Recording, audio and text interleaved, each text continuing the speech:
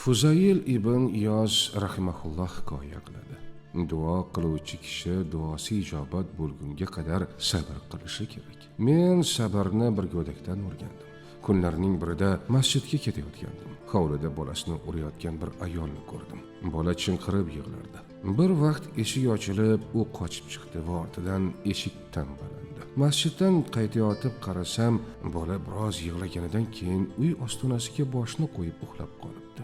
Onasining rahmi kelib, ko'ngli erib ketdi va eshikni ochdi. Shu gaplarni ayta turib, Fuzayl ibn Iyoz rahimahulloh yig'ladilar. Ko'z yoshlaridan soqollari ho'l bo'lib ketdi va subhanalloh, banda Alloh taoloning eshigi oldida sabr qilsa, albatta Alloh unga eshikni ochar ekan, dedilar.